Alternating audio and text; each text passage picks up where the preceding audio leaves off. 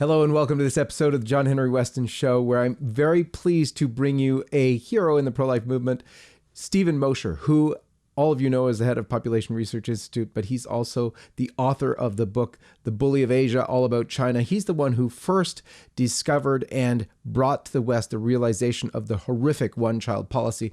But he was also very right in terms of calling out, the first one really, to call out the lab leak theory, as we're talking about it now, about this Wuhan flu, or coronavirus as we all know it, coming out of the lab in China, which was denied everywhere. People shut down for even saying it by Facebook, Twitter, YouTube, etc., etc.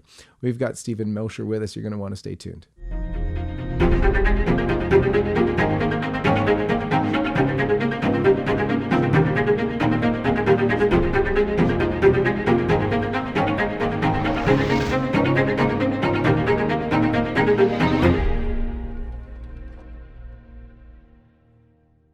Steve Mosher, thank you for being with us on the program. Good to be here, John Henry. So this is a little bit of a gloating opportunity. You were right. You were proved right. And here we are. And now they're trying to backpedal themselves into some excuse for it was Trump's fault that we couldn't believe it in the first place.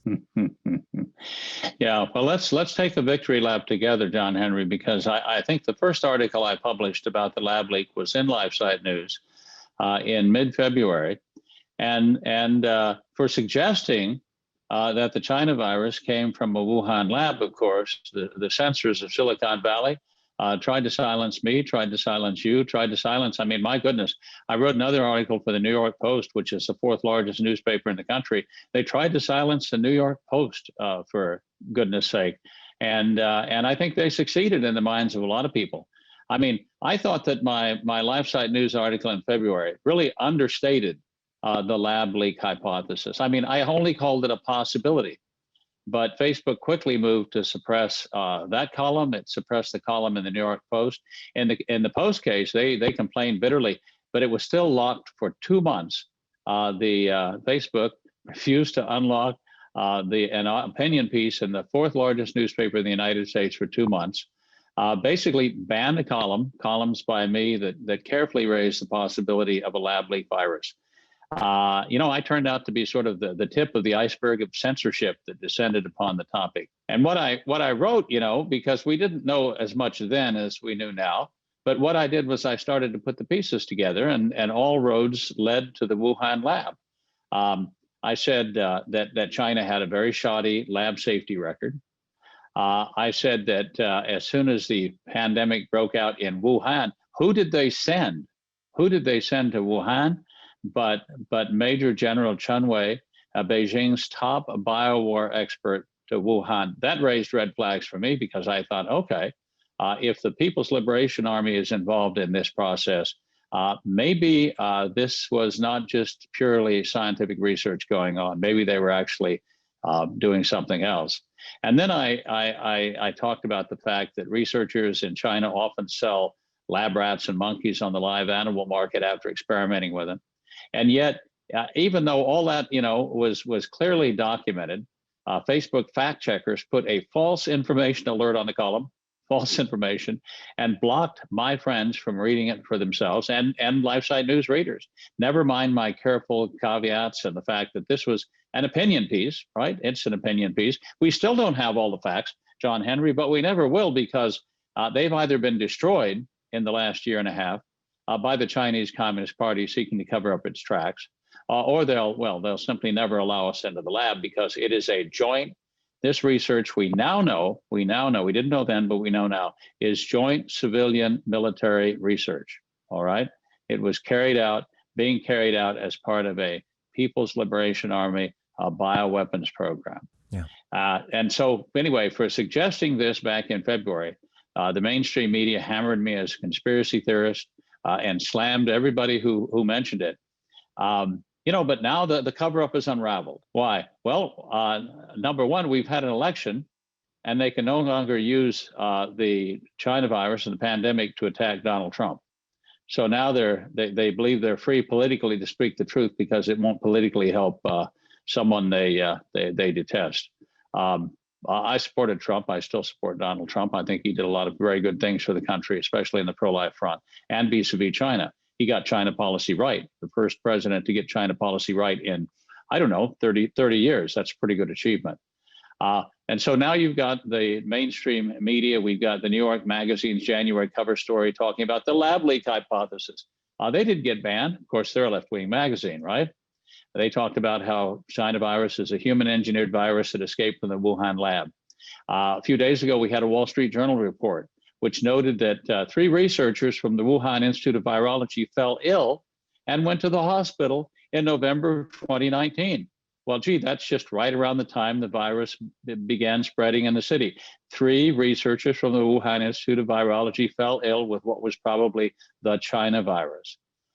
So, you know, we've got all that coming out. And 2 weeks ago, we had 18 highly respected scientists wrote to Science magazine that saying that, quote, we must take the hypothesis about laboratory spillovers seriously.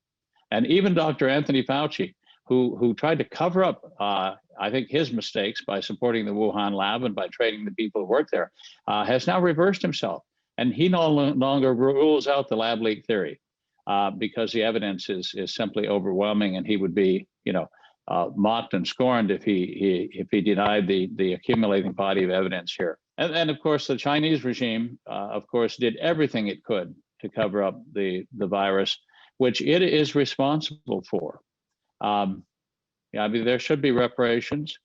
There should be consequences for the Chinese Communist Party creating, bioengineering a dangerous virus in their lab and then releasing it deliberately on the world. There should be trillions of dollars in reparations paid. The Chinese Communist Party should be a pariah in the eyes of the world, yeah, and not be allowed to take advantage of the pandemic they unleashed to solidify their position as one of the leading powers. So that's what happened. I think we're now into a period of where the mainstream media is being a little more honest about what happened. But instead of admitting they were wrong, John Henry, they're going back and they're changing headlines. They're going back and they're rewriting history. They're going back and doing what George Orwell described Winston Smith doing in 1984, rewriting past newspaper stories, throwing the old stories down the memory hole, and then rewriting the story to conform present day reality. So there's no self-reflection, there's no self-awareness there. There's just arrogance, the idea that they can continue to gaslight us forever, whenever they want to. Yeah. There's so many things there. I 100% agree with you that about the need for reparation from China. It's crazy that that's not being talked about, that's not being absolutely pushed. But there's another item here that is so revealing of where things are really at. I know people dislike you because of your political beliefs. They hate that you were involved with the Trump administration and you were such a big mover and shaker in terms of getting the US and basically the Republicans to recognize the damage that China was doing to its own people with the one-child policy and the UN population arm involved in that and the cut of American funds to that, largely, if not solely, thanks to you. But that hatred can translate into ignoring real research. You are not familiar with you speak the Chinese languages better and you can read them. You know what was going on. You presented the evidence, crucial evidence about one of the hugest things going on in all the world. And yet their hatred is such that they will ignore you, dismiss you, and call it fake news. That's just, it boggles the mind. It's very, very enraging, actually. Yeah, it's the abandonment of reason and logic in favor of prejudices and political biases that color everything. I mean, politics must be in the water that they drink because it's so polluted their minds they can't think straight anymore. I may disagree with what someone says, but of course, as the old phrase goes, I'll defend to the death their right to say it. Free discussion and open debate is the lifeblood of a democracy. And we always counted upon the media to provide that for us. And now what do we have to do? Well, now we have to if we read the New York Times at all, which I generally don't if I can avoid it, I read it with not just with a grain of salt, with a whole shaker, because I know it's really probably reading a political hit piece. So you have to go to places like LifeSite News and other alternative media, new media, to get the truth about what's going on with regard to the China virus, with what's going on with regard to vaccines, and what's going on with regard to China itself, because there's so much that's being hidden. And if it's not being discussed in a biased and prejudiced manner to present a certain political point of view, it's simply being silenced. They won't cover the story at all, dropping it again down the memory hole. So I'm really disappointed in a lot of our institutions at this point in time, John Henry. I'm very disappointed in our governing institutions. I'm very disappointed in our intelligence agencies, which failed, of course, to provide. We that's another story, of course, but have misled us in various manners over the last couple of years. I'm very disappointed in the FBI. I'm also disappointed in the media. This requires, the situation we're in right now requires a grassroots effort to get involved in politics at the local level, the school board level, the local political level, the county level, the municipal level, the city level, and really take back our country, because we're in danger of losing it, quite frankly, in a way I don't think we've been since the Civil War back in the 1860s. Absolutely. And the probably the most horrific thing, or one of them, is they were willing to do this falsehood, to voice this falsehood at the cost of human lives, massive cost of human lives. Who knows what could have been accomplished with regard to coronavirus had they realized, oh my gosh, there's something here. This lab leak theory isn't just a theory. Let's move forward with it. But they didn't do that until like a year later. Absolutely ridiculous. Let me talk to you about something that seems related, because the shutdown from Facebook, from Twitter, from Google, and therefore YouTube, of this information, of key information. This is very much like what they're doing in China already.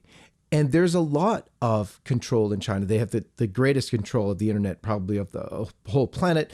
Facebook cooperates with them in that insanity. But I wanted to talk to you about something that's very key going on in China. Right at the beginning of the pandemic, they had this, the app with the little green, I can go in here and it follows you. It tells you if you're close to somebody, you get a score and so on. And they've tied this now to the social credit score, where they have to listen to Xi Jinping and his speeches, and they get points for that. And it can be connected to their bank account and all this insanity. Do you see this coming here, coming to the rest of the world? Do you think that this is being exported, this kind of idea, the social credit system, whereby they're following you everywhere through your device? It's a very, very seductive tool of mind control for people with who have the intention perhaps of dissolving national borders and dissolving our national identity and putting us permanently under the control of some sort of multinational organization, international organization, globalist government. Because think about it, in China, it's overt. It won't come to us in quite that same way. It'll come to us in a more covert fashion. But let's talk about the Chinese model first, because it's really, for anyone who values liberty and freedom of thought, freedom of expression, freedom of assembly, freedom of association, it's chilling to think that in China today, people have to have on their cell phone a Xi Jinping app that they're required every day to visit and spend 20 minutes reading a statement, an essay by Xi Jinping, and answering questions on it. And if you answer the questions right, you get points. And if you don't, you have to do it again, or you get points deducted from what we call a social credit score, which you mentioned. But it's not really social credit. It's political credit, because it's all an effort to try to get inside your mind and shape your view of the Chinese Communist Party, of Xi Jinping, and of China and the world itself. It's an effort at mind control. And it's, people carry it around on their own phone. Now, the phone also does this. It tracks you wherever you go. So the Chinese Communist Party, through artificial intelligence and big data, knows where you go. It knows what you buy, because you often in China pay for purchases using your cell phone. It knows who you talk to. It monitors all of your Chinese version of Facebook and Chinese version of Twitter, back and forth with your friends and colleagues and so forth. In China, they don't allow Twitter. They have Weibo, which is basically Twitter stolen by the Chinese Communist Party and used inside of China exclusively. They monitor all of your electronic communications. And artificial intelligence, big data, of course, goes through and looks for keywords and phrases. And if you say things flattering about the Chinese Communist Party, your political credit score, social credit score goes up. If you say things that are unflattering, if you associate with people who have a low social credit score, your social credit score goes down. And so really you're being tracked in real time by artificial intelligence, and everything is stored in big data. And you're given an overall credit score. And the credit is how much credit you have in the eyes of the Chinese Communist Party. That is, how close are you adhering to the party line? So see, in the old days of the Cultural Revolution, you had to yank people out of their factories and their schools and their offices and have them do study sessions in the evening for 2 hours. Well, it's much simpler now. You just use artificial intelligence, big data, and the electronic devices that everybody is on all the time, cell phones and computers, to track them in real time. So it's much more efficient now. We always thought that true totalitarianism would be unachievable. And in fact, the left used to scoff at the idea, who can watch everybody all the time? There aren't enough watchers to watch everybody. Who's going to police the police? There aren't enough police to police everybody. Well, people using these electronic devices in combination with artificial intelligence and big data are policing themselves. And the government knows everything basically about you. And if your social credit score goes up, what can you do? Well, freedom awaits you in the sense that you can get a passport, you can get an exit visa, you can travel outside the country. You can travel inside the country on planes. If your social credit score goes down, all of those doors are closed. You can't leave the country. You can't take a flight inside China. You can't even ride the bullet trains. You have to ride the slow trains in the hard seat section. So instead of taking 2 hours to get from Shanghai to Beijing, it takes you a couple of days. So, and you can't get a low interest rate loan to buy a house. All the doors are closed to you. So this is a way of isolating people in individual, almost cells of fear, because the people of China know that the party is watching all the time, not just on your devices, but China has more security cameras than the rest of the world combined. 19 of the 20 cities with the most security cameras per person are located in China. So they're really literally watching you all the time. In Beijing now, if you jaywalk, the security camera will catch you jaywalking. Face recognition technology will identify who you are, and the fine for jaywalking will be automatically deducted from your bank account without the necessity for human intervention. So totalitarian control is here. It's alive and well in China. Now, what does that say for the rest of the world? Well, would-be dictators, and by that I don't just mean people like Kim Jong-un in North Korea or Xi Jinping in China, people with dictatorial tendencies, people who like being in power, like being in control of people's lives. And that describes a lot of leftists, a lot of progressives, a lot of socialists, a lot of people on the left side of the spectrum. Look at this and they say, what a wonderful mechanism for social and political control. Would that we would have something like that here. Well, in a sense, right now, the left is cobbling together a sort of left-wing equivalent to what's going on in China, because they've got this revolving door between the Democrat Party and high tech, right? We know that people go back and forth from Democrat administrations into Silicon Valley and so forth. So that, and back and forth into the mainstream media, NBC, CBS, ABC, all the rest, CNN.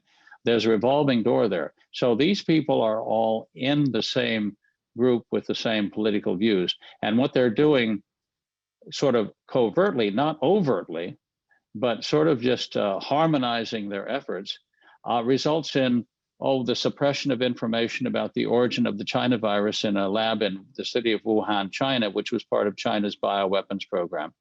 It results in the suppression of articles and opinion pieces written by me and others about the origins of the China virus. It results in the exaltation of Dr. Anthony Fauci, who basically got everything wrong about the pandemic. And now it turns out that the hero of the pandemic may be his greatest villain, because Dr. Anthony Fauci was the one who was pushing for dangerous, risky gain-of-function research after everybody else in the virology field said, no, Dr. Fauci, that's too dangerous. We shouldn't do that here. We're going to put a moratorium on it.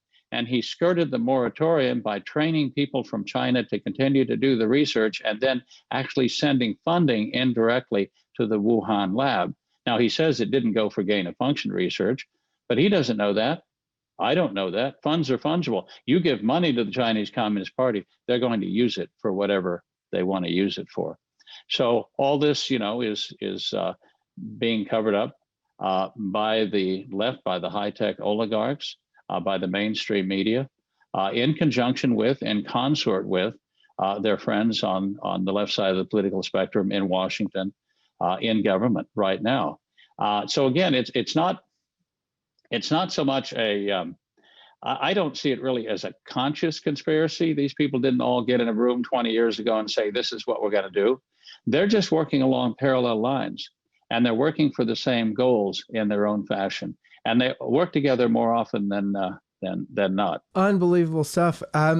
Tell us, as we close up here, what can people do to fight this? How should we move forward? Well, I think the primary thing that people can do is keep themselves informed, because this is on the part of China, on the part of the left in the United States. This is a propaganda exercise. This is information warfare.